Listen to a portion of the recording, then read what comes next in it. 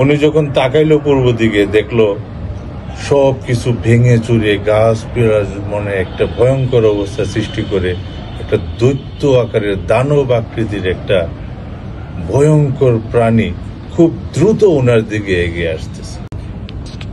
আমি যখন একবার ঈদের ছুটিতে গ্রামে গেলাম এবং গ্রামে এখন তারপর এক রিলেটিভের বাড়িতে যখন বেড়াইতে গেলাম, ওখানে একজন মানুষের সাথে আমাদের পরিচয় হয়।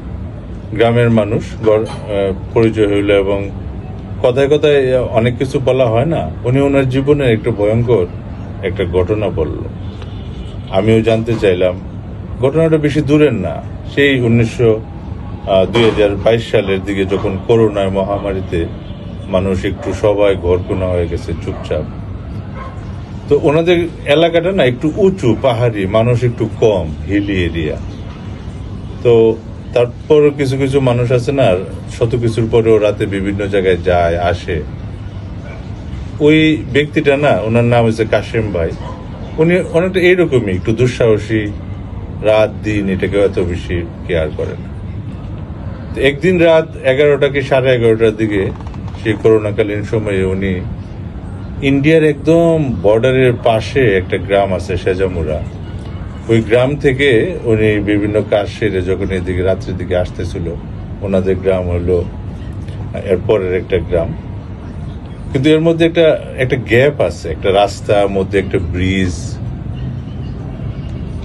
তারপরে হলো ওনাদের গ্রাম। রাতে যখন একে একে আসতেছে, এই দুইটা গ্রামের দূরত্বটা প্রায় 1 কিলোমিটারের মতন, 1/2 কিলোমিটার পরে এই ব্রিজটা।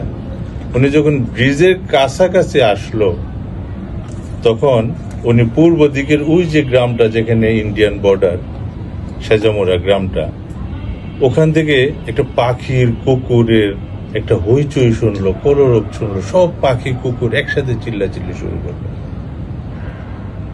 উনি যখন তাকাইলো পূর্ব দিকে, দেখলো সব কিছু ভেঙে চুরে গাছ পেড়ার মনে একটা ভয়ঙ্কর অবস্থা সৃষ্টি করে একটা দৈত্য আকারের দানব আকৃতির একটা ভয়ঙ্কর প্রাণী খুব দ্রুত ওনার দিকে এগিয়ে আসতেছে, খুব দ্রুত। আর পাখি, কুকুর সব চিল্লাচিল্লি শুরু করছে এবং এটা এত দ্রুত হাঁটতেছিল, মনে হয় যে একটা পায়ে স্টেপ দিতে 1 বিঘা 2 বিঘা জমি একবারে ক্রস করতেছিল। এইভাবে দ্রুত উনি চলে আসতেছিল।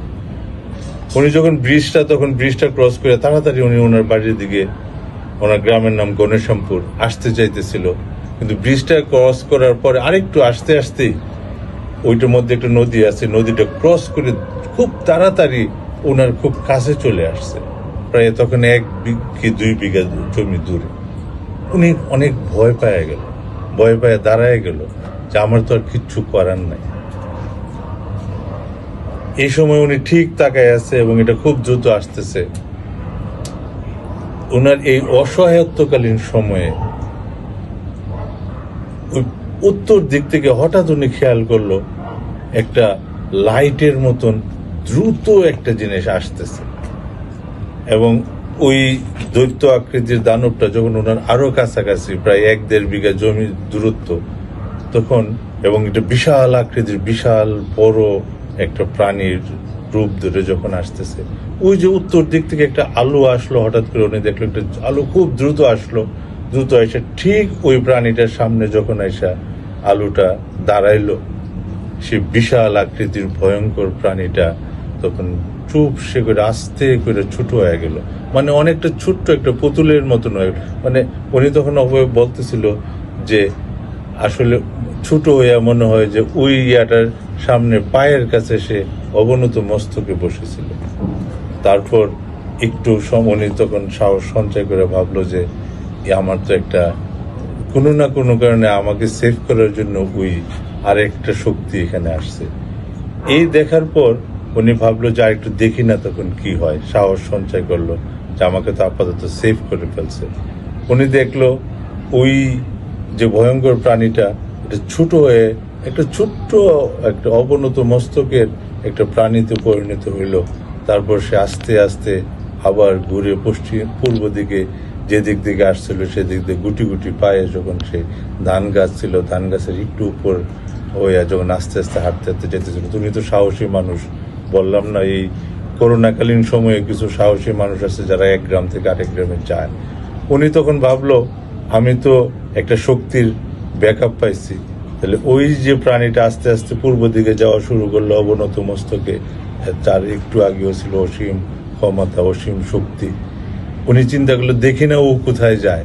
উনি আবার ব্যাক করে ওই রাস্তা দিয়ে ব্রিজের দিকে যাইতেছিল, যাইতে যাইতে যখন ব্রিজের কাছাকাছি গেল তখন ওই যে নদীটার একটা ঢাল, হঠাৎ করে দেখলো ঢালে যে উনি ওই যে প্রাণীটা নাইমা গেল, আর উনি খোঁজ পাইলো না, আর দেখলো না। অনেকক্ষণ খোঁজাখুঁজি করলো দূর থেকে, তারপর যখন আর পাইলো না, আস্তে আস্তে উনি আবার ওনার বাড়ির দিকে গুটি গুটি পায়ে উনি আস্তে আস্তে রওনা দিল, বাড়িতে পৌঁছলো। পৌঁছার পরে যেহেতু একটু ভয়ঙ্কর ঘটনা, উনি ওনার ফ্যামিলিকে বললো। ফ্যামিলিকে বলার পর ফ্যামিলিও যখন ওনাকে আশ্বস্ত করলো, উনি তাকে ভয় থেকে বাঁচলো। উনি ওনার এই ঘটনাটা, এত সাম্প্রতিক ঘটনা আমি আমার পাই নাই, সে 1922 সালের ঘটনা, করোনাকালীন সময়ে। উনি যখন বলতেছিল এই ঘটনাটা, এই প্রায় আমাকে 3 বছর পরে, তখনও ওনার মধ্যে একটা ভয়, একটা অস্থিরতা আমি লক্ষ্য করছি। আসলে এভাবেই বিভিন্ন সময়ে বিভিন্ন জায়গায় এই ভয়ঙ্কর ঘটনাগুলো এখনো ঘটতেছে, যেটা আমরা আসলে খুঁজে পাই বিভিন্ন আগ্রহ থাকলে। আবার দেখা হবে ইনশাল্লাহ, আবার নতুন কোনো এপিসোড। Thank you.